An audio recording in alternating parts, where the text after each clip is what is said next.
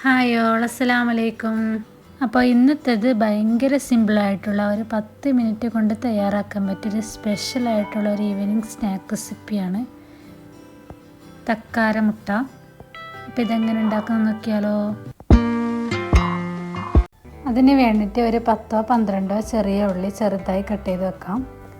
ഇനി ഒരു പാൻ ചൂടാവാൻ വെച്ച് അതിലേക്ക് ഒരു 2 ടേബിൾ സ്പൂൺ ഓയിൽ ഒഴിച്ച് കൊടുക്കാം. ഇനി 1 ടേബിൾ സ്പൂൺ ഇഞ്ചി വെളുത്തുള്ളി ചതച്ചതും കൂടി ചേർത്ത് കൊടുക്കാം. എന്നിട്ട് നല്ലതുപോലെ വഴറ്റിയെടുക്കാം. ഇനി ഇതിലേക്ക് നമ്മൾ കട്ട് ചെയ്ത് വെച്ച ചെറിയ ഉള്ളി ചേർത്ത് കൊടുക്കാം. ആവശ്യത്തിന് ഉപ്പും ചേർത്ത് നല്ലതുപോലെ വഴറ്റിയെടുക്കാം.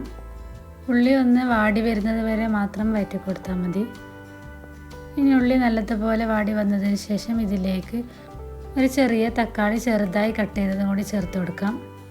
ഇനി തക്കാളിയും ചേർത്ത് നല്ലതുപോലെ വഴറ്റിയെടുക്കാം.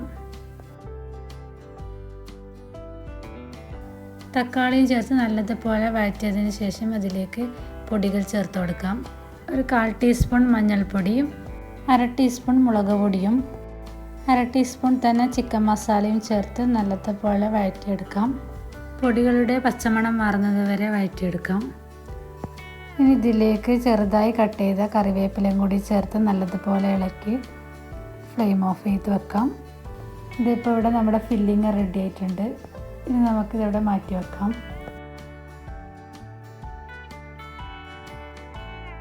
ഇനി ഇതുപോലെ ഒരു 6 മുട്ട ഞാനിവിടെ പുഴുങ്ങിയെടുത്തിട്ടുണ്ട്.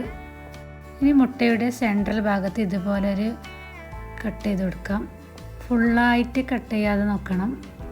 ഒരു 1/4 ഭാഗത്തോളം കട്ട് ചെയ്തെടുക്കാം. ഇനി കട്ട് ചെയ്ത ഉൾഭാഗത്തേക്ക് ഇതിൻ്റെ ഫില്ലിങ് വെച്ച് കൊടുക്കാം. സൂക്ഷിച്ച് വെച്ച് കൊടുക്കണം. വേഗം തന്നെ മുട്ടയാണ് പൊട്ടിപ്പോകാൻ ചാൻസ് ഉണ്ട്. മുട്ട പൊട്ടാതെ നല്ലതുപോലെ ഇതുപോലെ വെച്ച് കൊടുക്കാം.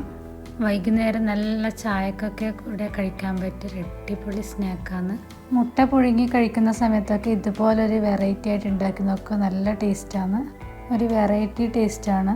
അപ്പോൾ ഇതുപോലെ തന്നെ ബാക്കിയുള്ള മുട്ടയെല്ലാം ചെയ്തെടുത്തിട്ടുണ്ട്.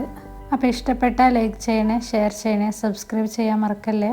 പുതിയൊരു വീഡിയോ ആയിട്ട് വീണ്ടും വരുന്നതായിരിക്കും. Thanks for watching.